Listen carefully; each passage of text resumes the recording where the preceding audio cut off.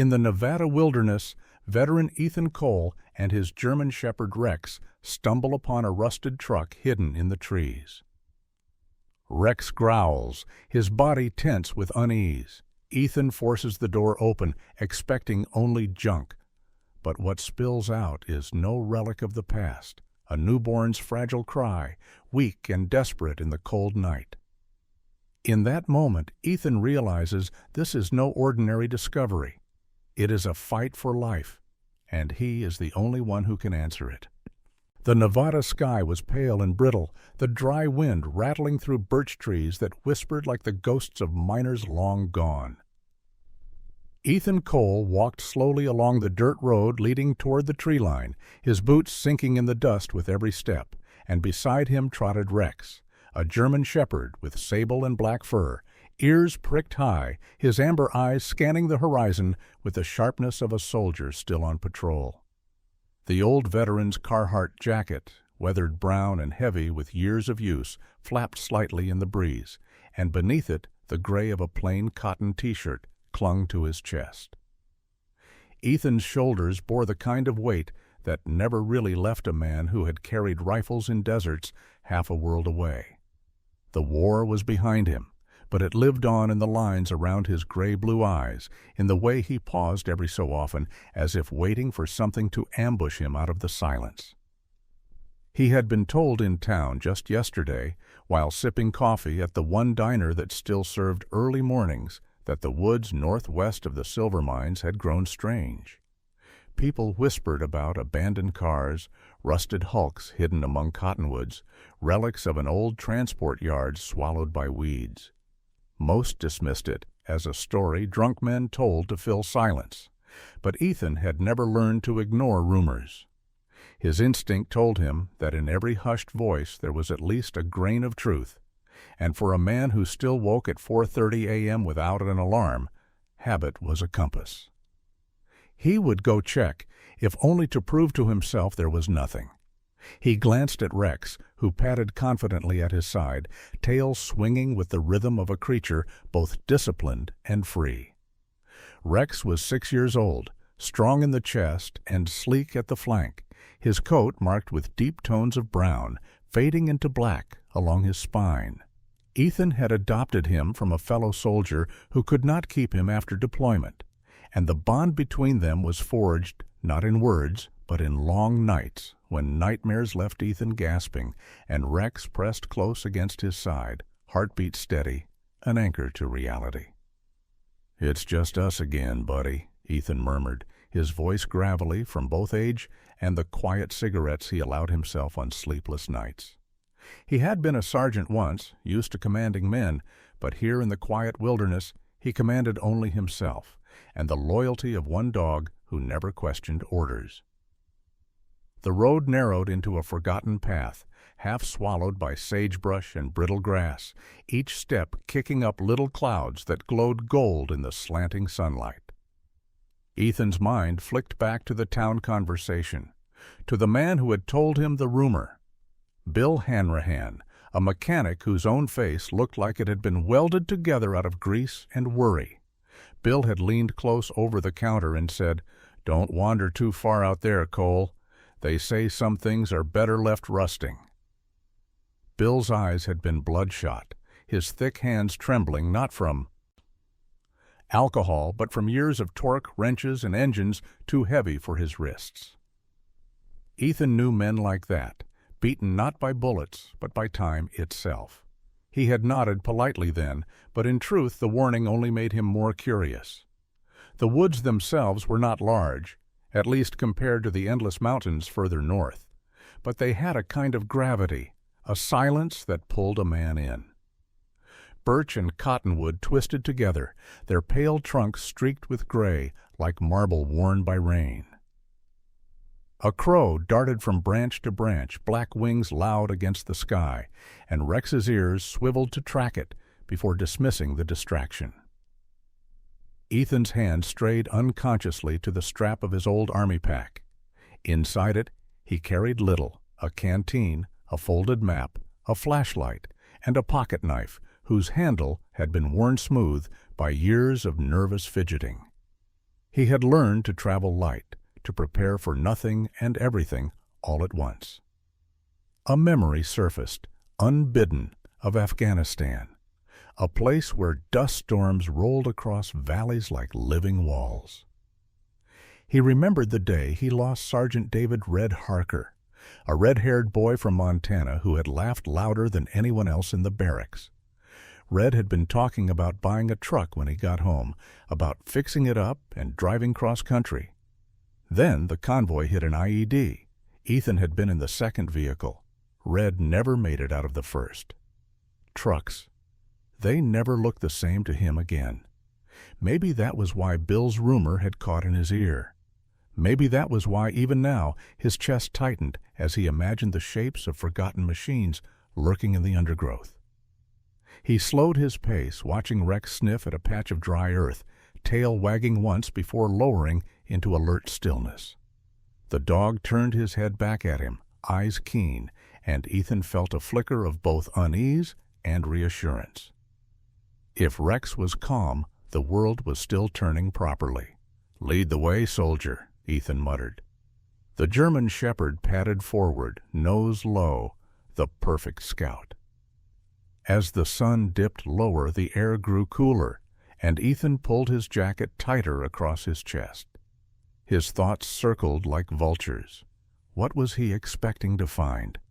A rusted car? A truck bed filled with rainwater and leaves? Nothing at all?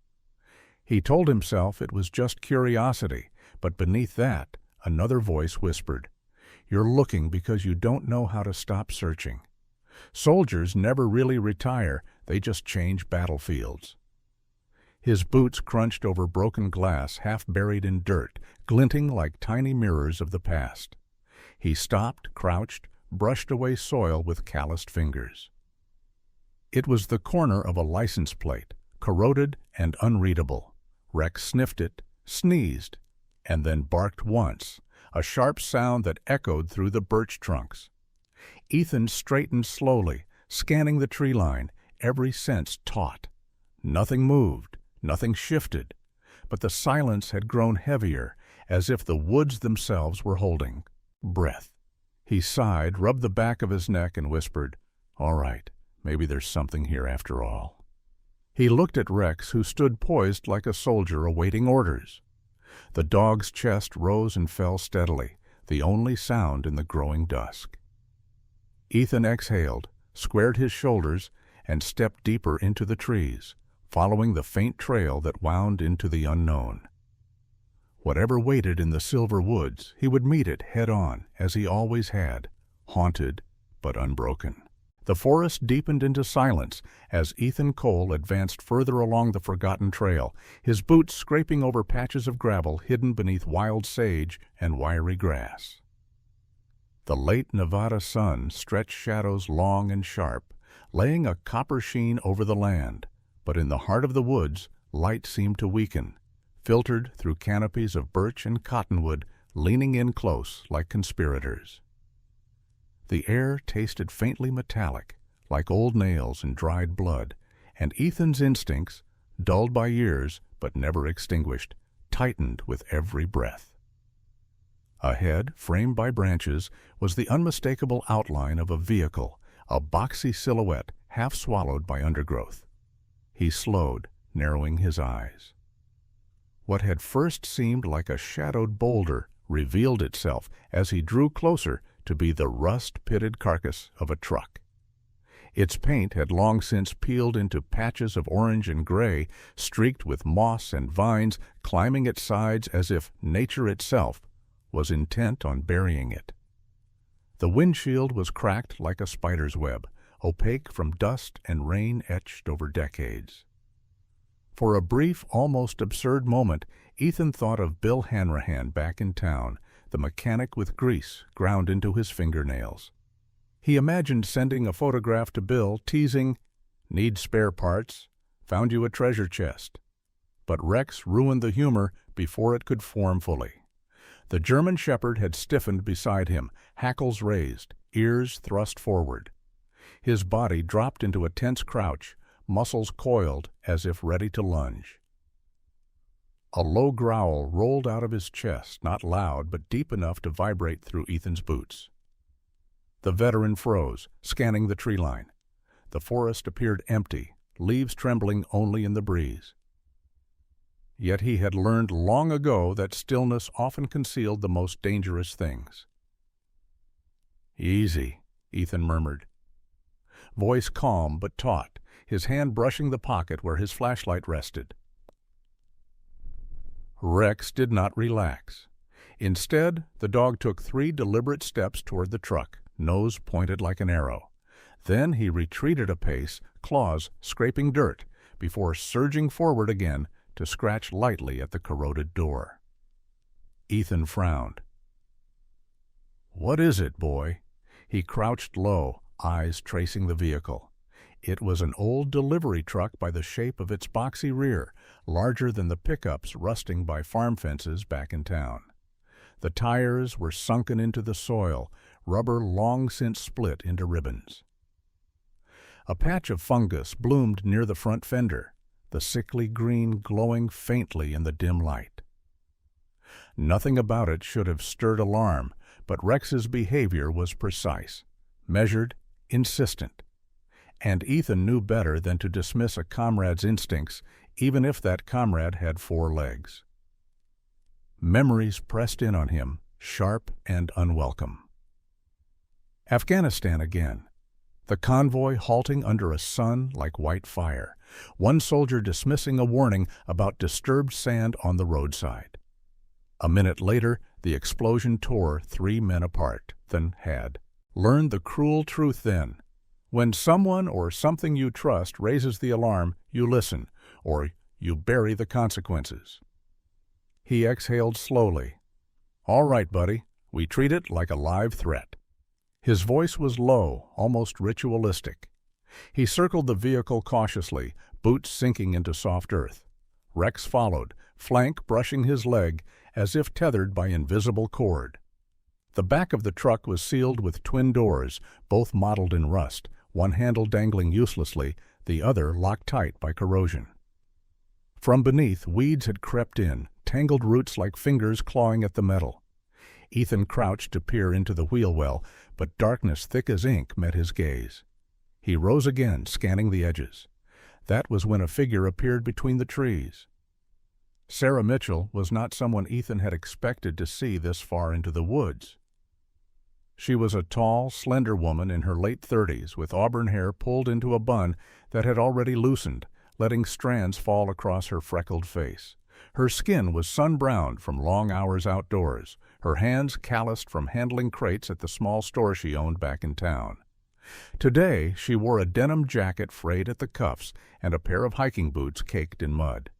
Her green eyes flicked from Ethan to the truck, wary but steady. Sarah had been hardened by life, widowed 5 years ago when her husband, a trucker, died in an accident on the highway. She had raised 2 children alone since, and though her smile could still warm a room, her trust was rationed carefully, like flour in a lean pantry. "Cole?" she called softly, her voice carrying a mix of surprise and caution. "Didn't expect anyone else out here." Ethan straightened, his hand brushing against Rex's neck to calm him. "Didn't expect company myself." He gestured toward the truck. "Friend of yours?" Sarah shook her head, strands of auburn catching in the breeze. "Not mine, but I've heard kids whisper about this place. They dare each other to come out here.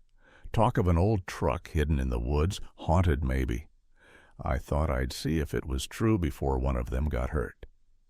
Ethan studied her for a long moment. Her stance was balanced, not fearful, but wary. He recognized it. The posture of someone used to carrying weight alone, never quite letting her guard drop.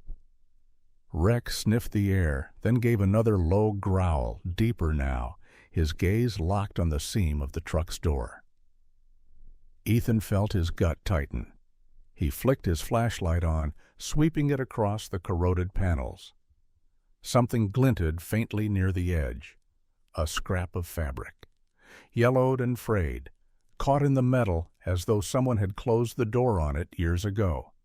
He reached out but stopped short, his instincts prickling. He turned to Sarah. "You ever see anyone come this way?" She shook her head. "Not in years. Folks avoid it. Say the air stinks after rain, like rot."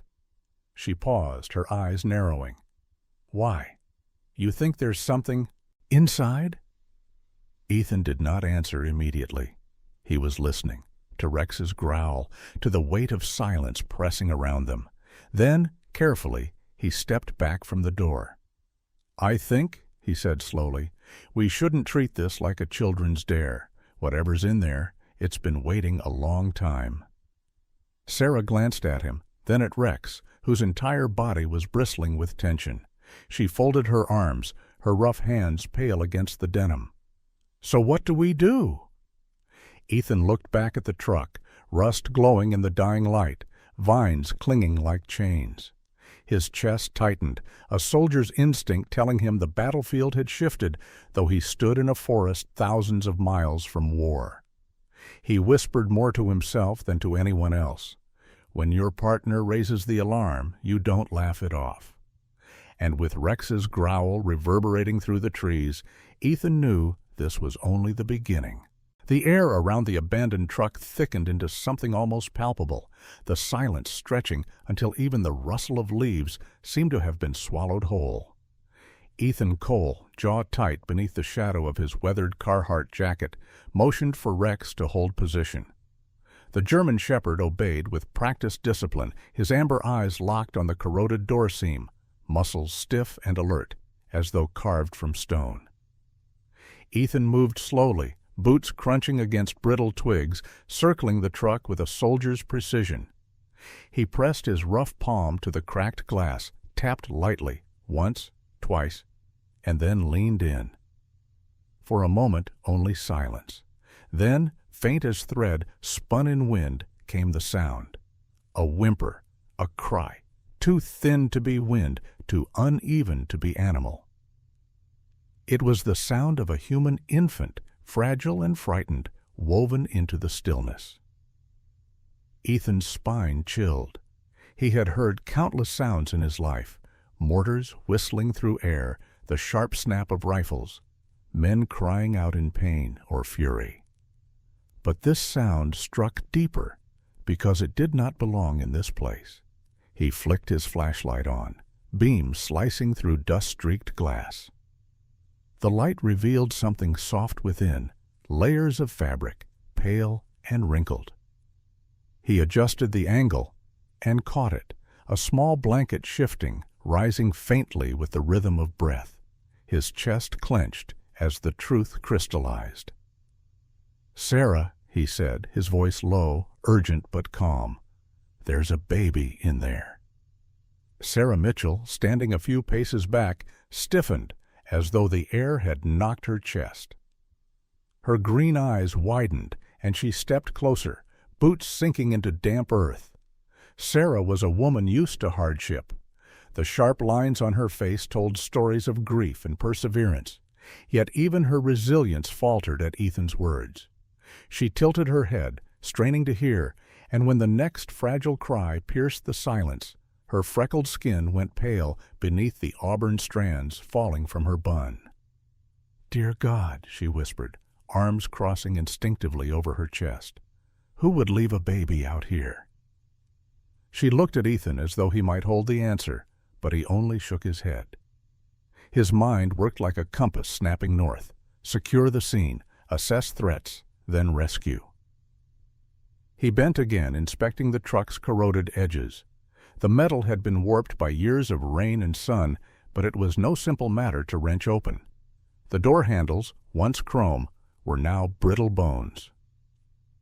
His flashlight beam caught again on the scrap of yellow cloth wedged in the seam. He pinched it free.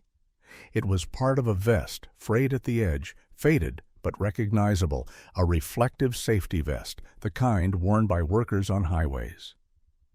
Why would a baby be wrapped with such a thing? He tucked the cloth into his pocket, gaze sharpening. Behind him, Sarah shifted uneasily, the denim of her jacket creaking with the movement.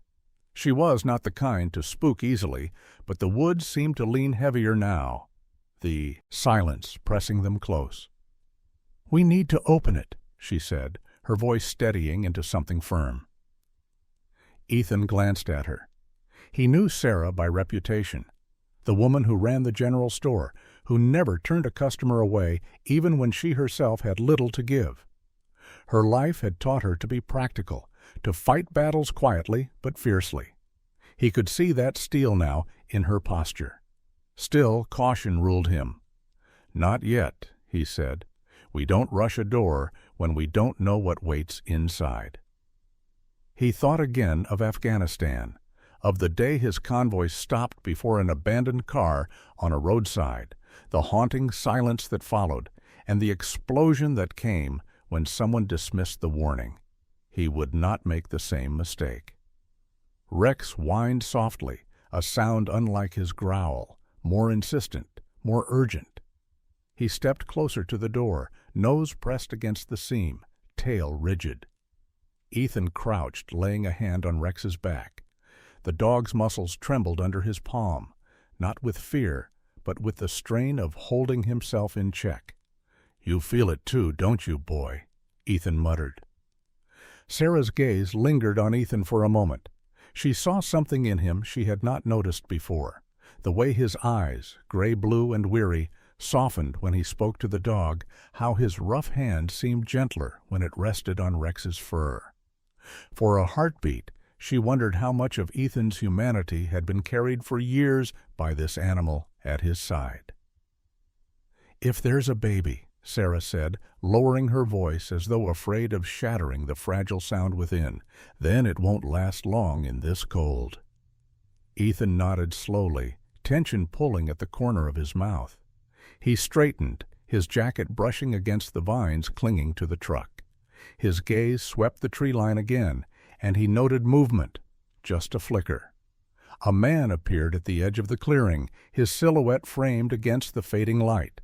He was older, perhaps in his 50s, with a stooped frame and a scraggly beard streaked with gray.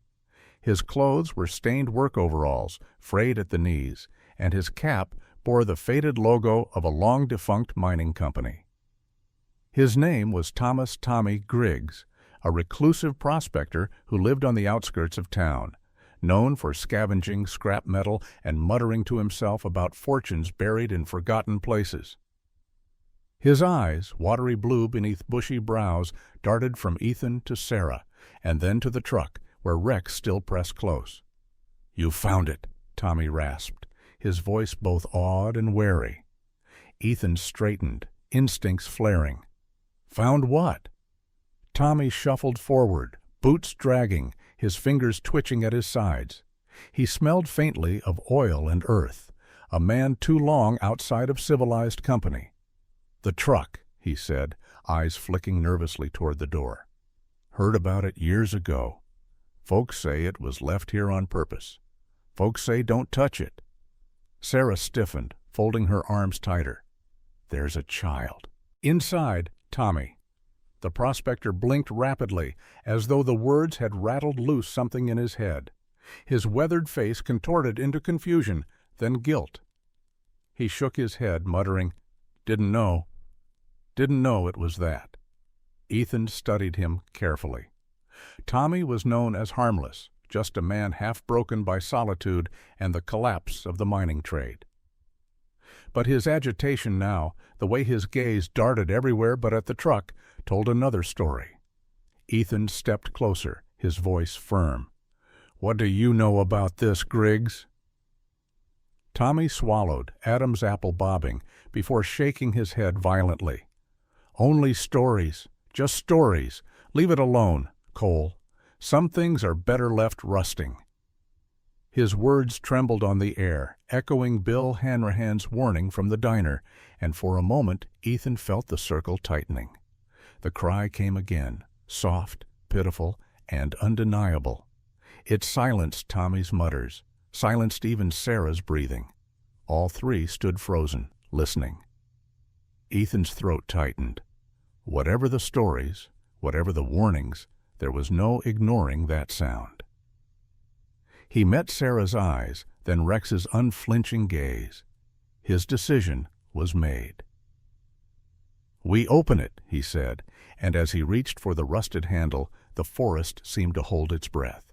The corroded handle resisted Ethan's grip, brittle and cold beneath his rough fingers, but with a grunt and a twist, it gave way. The hinges shrieked in protest, a scream of metal dragged from decades of rust, before the door swung open in a jerking arc. A wave of foul, trapped air burst outward, stale with mildew and the unmistakable tang of human neglect. Ethan squinted against the beam of his flashlight, bracing for anything. Sarah Mitchell covered her mouth, her green eyes widening, auburn hair slipping from her bun as the smell hit her. Tommy Griggs, stooped and jittery, shuffled back, his watery blue eyes darting everywhere but inside the truck. Rex, the German shepherd, let out a low, vibrating growl, his body angled forward, tail rigid, as if to shield his master from unseen threat. But what the light revealed was not some hidden trap, nor scrap metal hoarded by time. It was far more fragile. A baby lay cradled within the shadows, swaddled in a threadbare blanket, patched with stains of soil and time. Draped awkwardly across its small frame was a reflective yellow vest, far too large, hanging like armor borrowed from a world that had abandoned it. The infant's tiny chest heaved, each breath shallow, and its skin bore the pallor of coal, pale, almost bluish beneath the thin wisps of damp hair clinging to its forehead. Its eyes, watery and unfocused, glistened in the beam of the flashlight. Then the cry came again, weak but unmistakable, piercing every soul present. Ethan's heart lurched, his breath catching in his throat.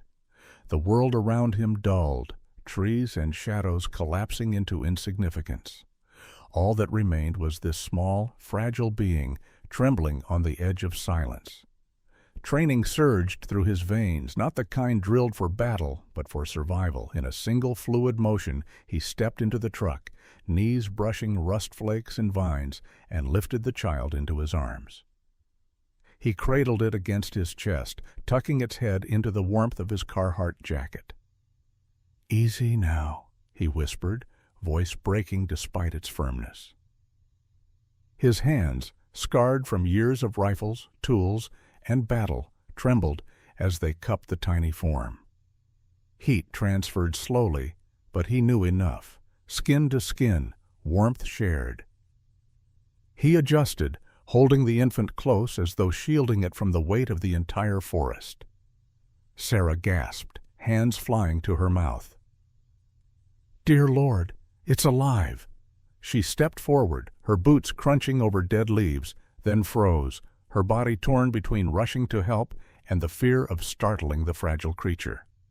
Her eyes softened, and for a moment the hardened shopkeeper's facade fell away, revealing a mother who had once soothed her own baby's cries in the dead of night.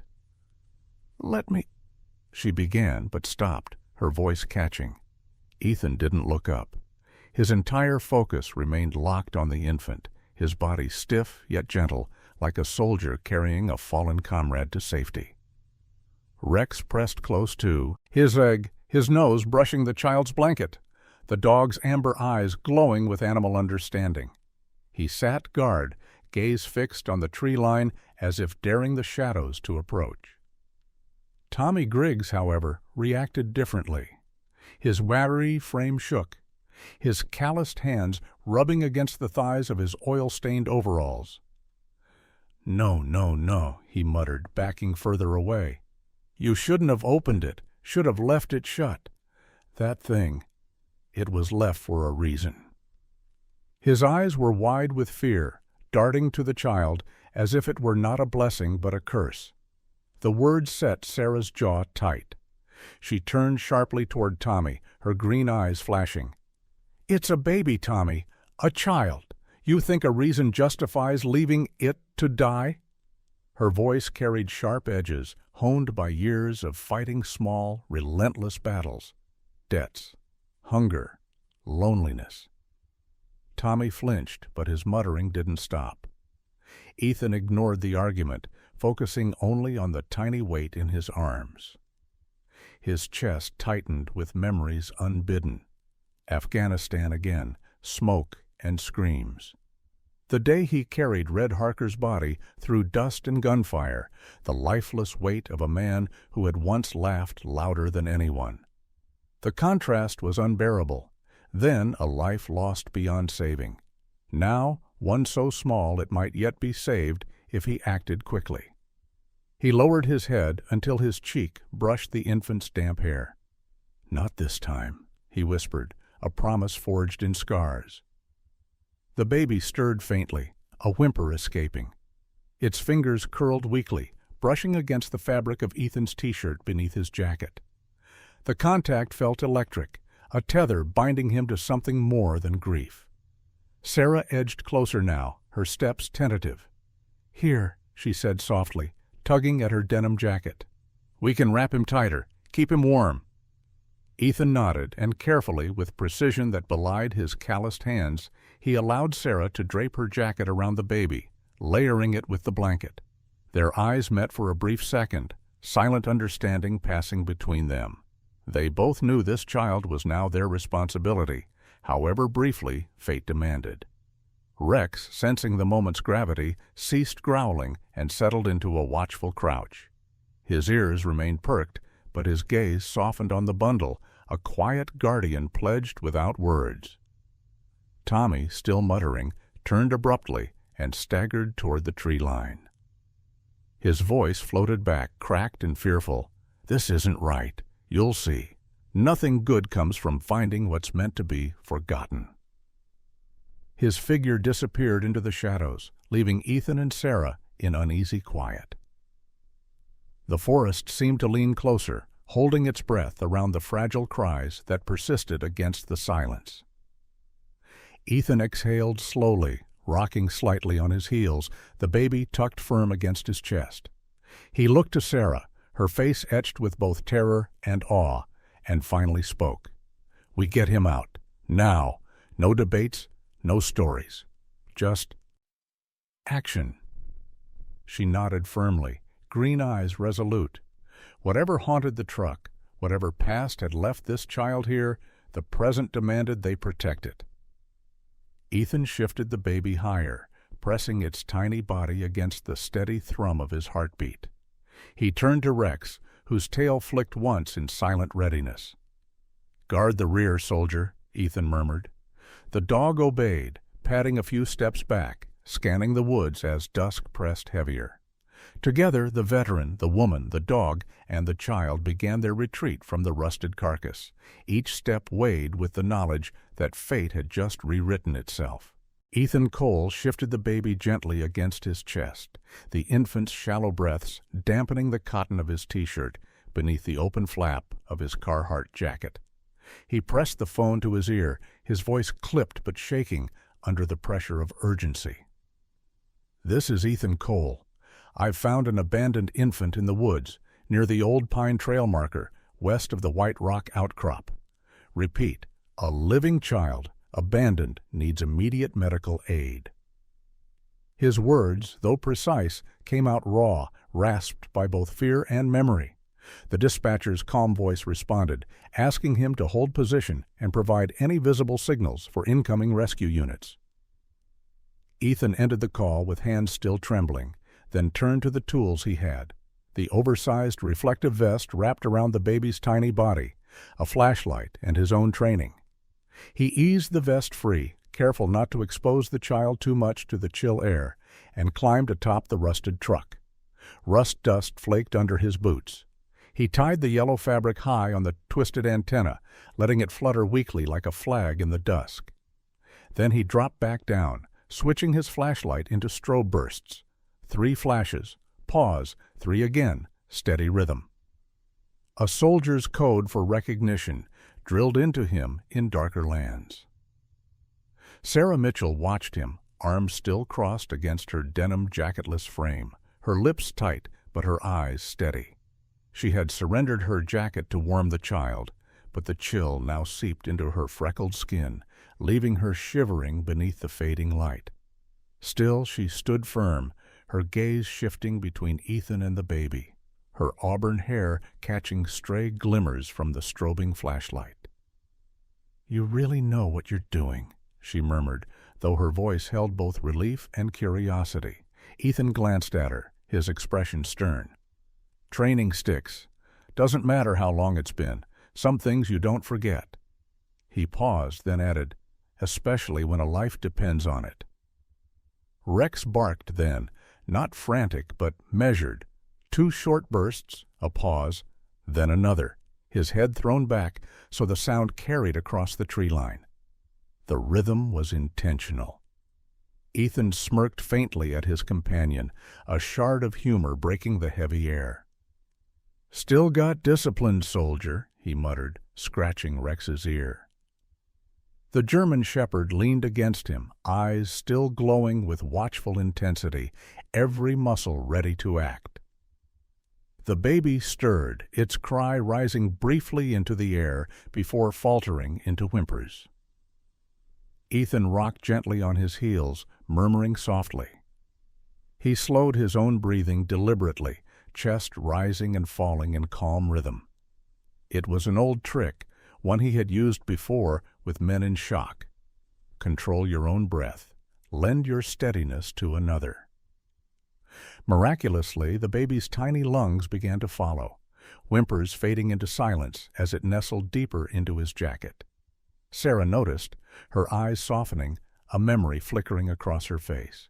"That's what I used to do with mine," she whispered, voice breaking slightly. She looked away quickly, blinking back emotion. They waited. The forest grew colder, the air stilling around them. Insects droned in faint chorus, but the greater silence held, pressing down on the small group like a weight. Ethan's mind worked constantly, cataloging risks, exposure, predators, the possibility that whoever left the child might not be far. He kept one hand on his pocket knife, the other cradling the infant. His gaze flicked often toward the tree line. It was then that another figure emerged, a woman, middle-aged, with broad shoulders and thick arms shaped by years of labor. She wore a flannel shirt rolled to the elbows, her face ruddy with exertion and framed by tightly braided black hair streaked with silver. Her name was Maria Torres, a park ranger assigned to patrol the outer trails of the forest. Her brown eyes were sharp but kind, accustomed to both calming frightened hikers and confronting reckless hunters. She raised one hand in greeting, the radio on her belt crackling faintly. "I saw your light," she said, her voice even but edged with urgency. "Dispatch sent me first. EMS is coming up behind." Ethan exhaled slowly, relief flickering in his chest. Sarah's shoulders eased, though her eyes still clung to the baby. Rex growled once, low, until Ethan spoke firmly. "Easy, Rex. Friendlies." The dog subsided, though his gaze tracked Maria's every move. Maria approached, crouching carefully to peer at the child. She did not reach immediately, instead studying Ethan and Sarah, judging their steadiness. It was the kind of caution honed by years in the field. Never rush a delicate scene. "You did right," she said finally, nodding. "Warmth, controlled breathing, that's why the little one's still holding on." She looked Ethan in the eye. "You military?" Ethan gave a curt nod. "Used to be." Maria's lips curved faintly. "Figures." She unclipped her radio, speaking in clipped tones, then turned back. "Ambulance is pushing as far up the fire road as they can. We'll need to move toward them. Signal's weak in the deeper brush."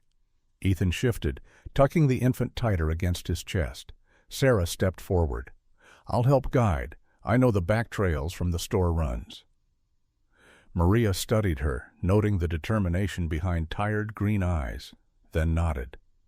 "Good. Stay close." The three of them moved carefully, Ethan leading with the flashlight still strobing, Sarah close by, and Maria scanning the perimeter with the practiced vigilance of someone used to coyotes, bears, and worse. Rex padded behind, ears swiveling, his breathing steady but loud in the hush of the forest. Every so often, he barked again in the measured pattern, a living beacon in the dark. As they moved, Sarah glanced at Ethan. Do you think whoever left him is still near? Ethan's jaw clenched, eyes flicking across. Shadows. If they are, they won't come close now. They know they've lost control. His voice held steel, but beneath it was something else, a simmering anger at the cruelty of abandonment. The baby whimpered again, small fists pressing against Ethan's chest. He bent his head, murmuring softly, words meant more for himself than the child. "You're not alone, not tonight." After what felt like an eternity, they reached the fire road where the faint red and blue strobe lights of an ambulance flickered through the trees. Relief washed over Sarah's face. Maria keyed her radio, signaling the team. 2 paramedics hurried forward, one tall and lanky with sandy hair plastered to his forehead. Jimmy Caldwell, a rookie barely into his 20s, eager but visibly nervous, his hands fidgeting with gloves. The other, Marcus Hayes, was older, in his 40s, with dark skin, a shaved head, and a calm demeanor shaped by 20 years of emergencies. His deep voice steadied the air as he said, "Let's see the little one." Ethan hesitated a moment before handing the child over, the weight leaving his arms reluctantly. Marcus accepted the baby with the precision of experience, wrapping it in a thermal blanket, while Jimmy adjusted an oxygen mask with slightly trembling fingers. "Vitals are weak but steady," Marcus announced, eyes never leaving the child. Jimmy's face paled at the responsibility, but Marcus's presence steadied him. As the paramedics prepared the infant for transport, Ethan stepped back, his arms suddenly empty, his chest aching with the absence. Rex pressed against his leg as though sensing the void, and Ethan placed a hand on the dog's head, grounding himself. Sarah stood beside him, close enough that their shoulders nearly brushed, her green eyes glistening. "You saved him," she said quietly. Ethan shook his head. "We found him, that's all. Saving's up to what comes next." The ambulance doors closed with a metallic thud, carrying the fragile life away toward brighter lights. The forest, once heavy with silence, seemed to exhale.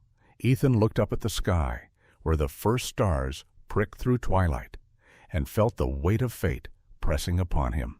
The ambulance pulled away from the fire road, its red and blue lights fading into the distance, leaving behind a hush that settled heavily over the clearing.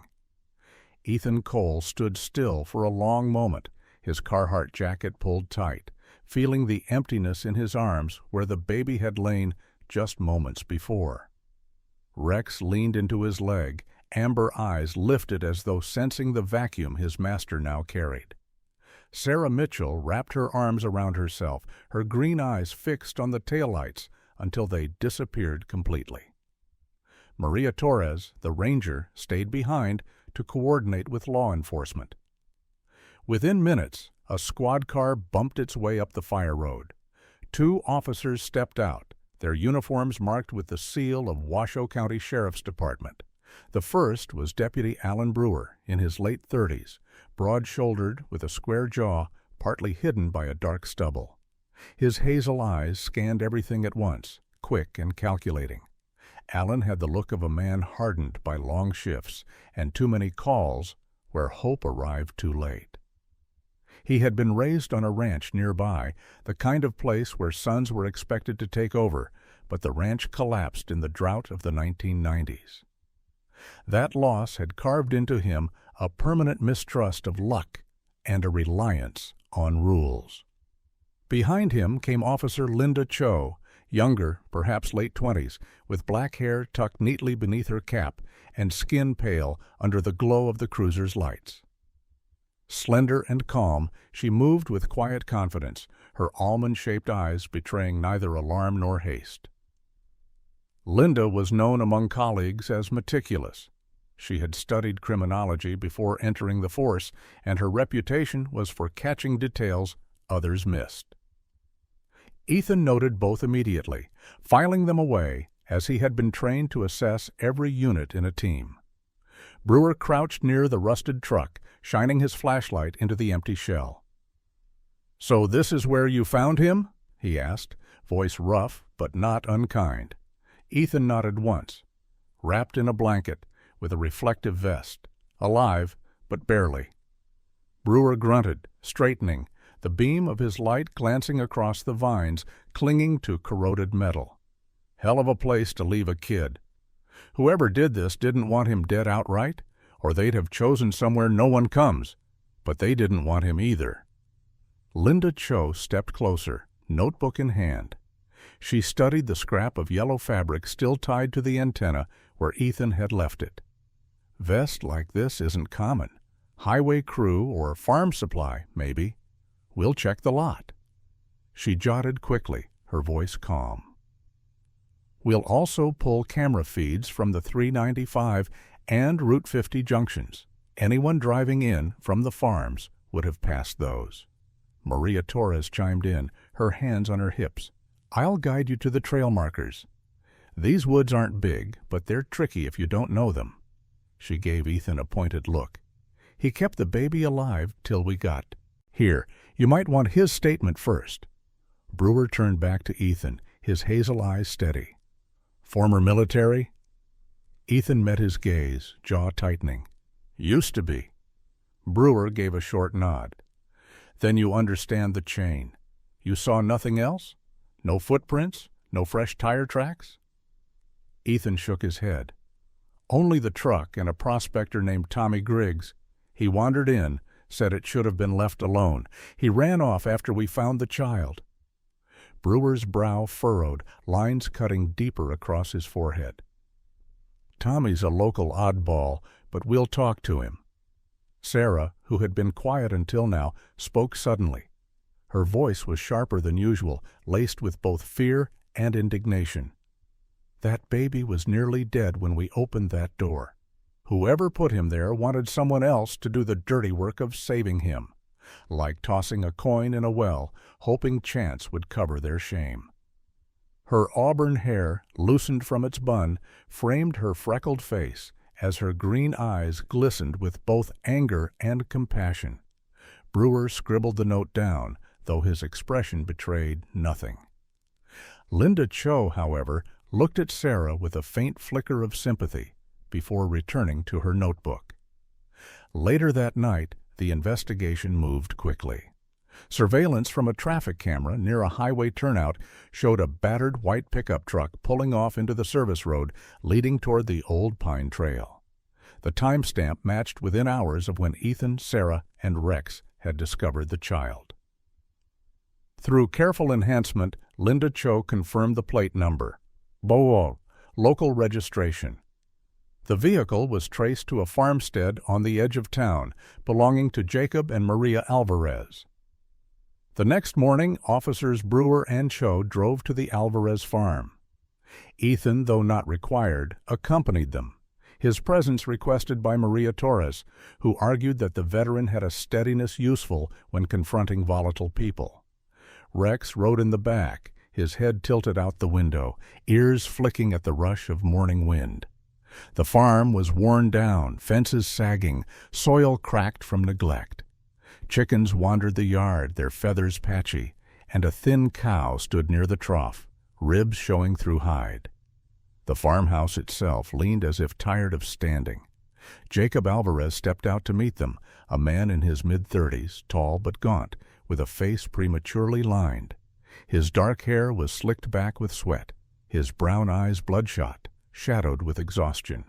He wore a plaid shirt missing buttons, jeans smeared with mud, and boots caked with dried manure. His jaw bore a patchy stubble, the kind grown not for style, but because time and care had run out. He stiffened at the sight of the officers, then at the German shepherd pacing behind them. Maria Alvarez appeared at the doorway, clutching her shawl tight around her narrow shoulders. She was younger, early 30s, her black hair loose and unkempt, framing a face marked with both beauty and weariness. Her dark eyes, wide and glassy, darted nervously between her husband and the strangers. She carried herself like someone used to shrinking from burdens too heavy to bear. Brewer spoke first, his tone measured. "We need to ask about your vehicle. White pickup, plate ending in 274. Was seen near Old Pine Trail yesterday." Jacob's jaw clenched. He shifted his weight, hands curling into fists before loosening. His voice came hoarse. "We were there. Drop something off." Linda Cho's eyes narrowed, her pen still. "Dropped what?" Silence stretched, broken only by the cluck of a chicken crossing the yard. Maria Alvarez's face crumpled first. Tears welled in her eyes, spilling as she clutched the shawl tighter. "Our son," she whispered, the words trembling. "He was born sick.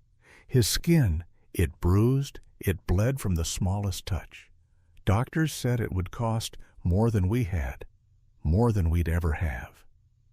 Her voice cracked. "We thought, if someone found him, maybe he'd live. Better than dying here." Ethan's throat tightened. He looked at Jacob, whose face was a mask of shame, barely containing anger. "So you left him in a rusting truck in the woods?"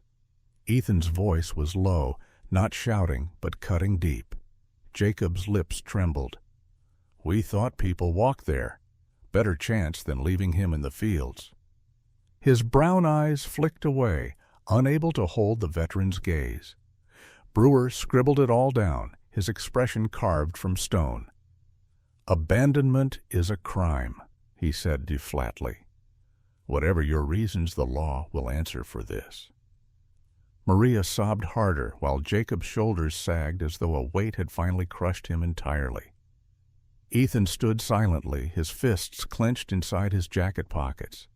He had seen fear twist men into cowards before. It didn't excuse them, but it explained them. In war, he had watched comrades falter under fire. Here, it was poverty and despair that had pushed these two into betrayal of their own blood. He glanced at Rex, who stood steady at his side, tail still, eyes fixed on the farmhouse. The dog's calm presence steadied Ethan, though his heart remained heavy.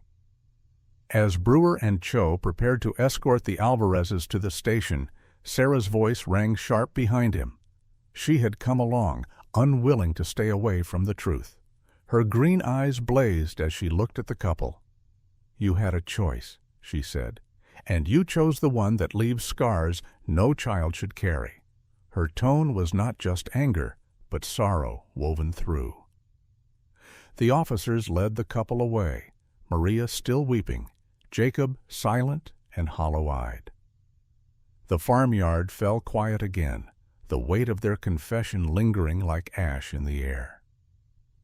Ethan remained behind a moment longer, gazing at the worn farmhouse before finally turning back toward the truck.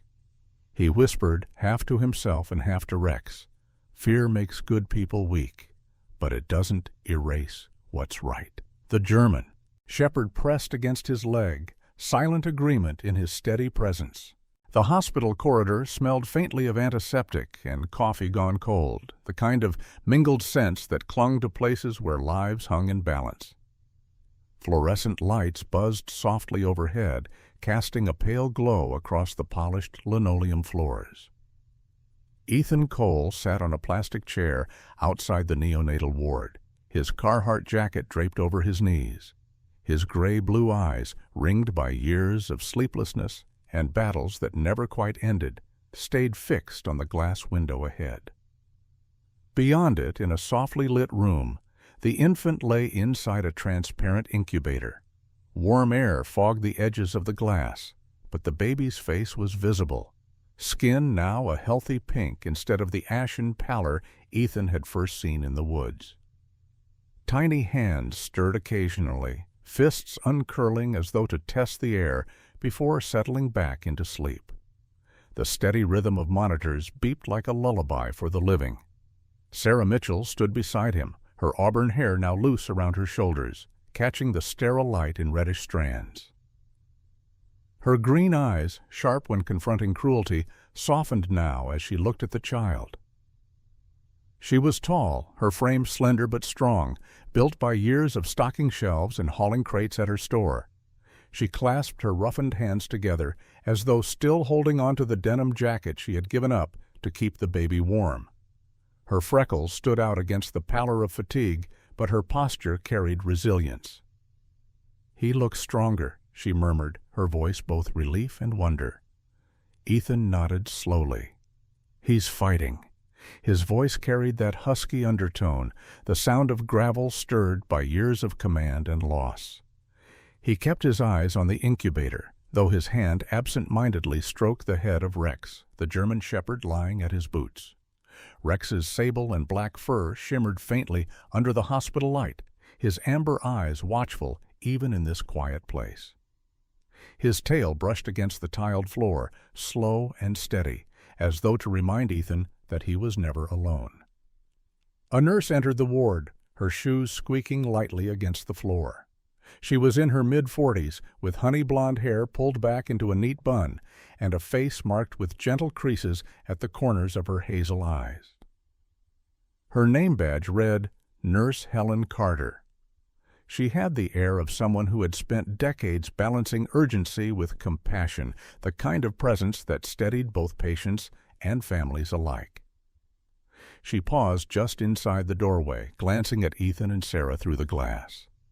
Then she stepped out to meet them, her voice low but firm. "He's stabilizing well. Your quick action out there made all the difference." She looked directly at Ethan, her hazel eyes both professional and warm. "You kept him alive long enough for us to work." Ethan shifted in his seat, unused to praise, his scarred hands folding across his knees. "It wasn't just me. Sarah, Rex, we all did."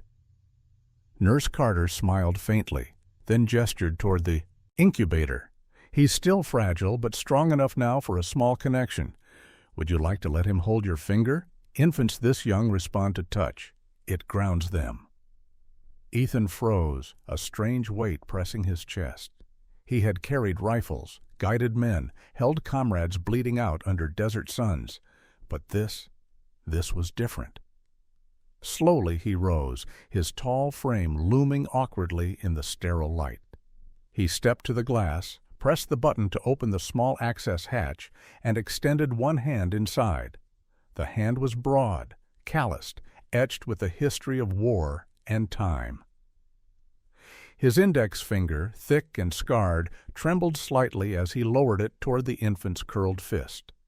The baby stirred, eyes fluttering briefly beneath translucent lids. Then tiny fingers reached. They closed around his finger, impossibly small, yet insistent. Ethan's throat tightened, a rush of heat rising behind his eyes. The grip was weak, but it held with a persistence that cut through every scar he bore.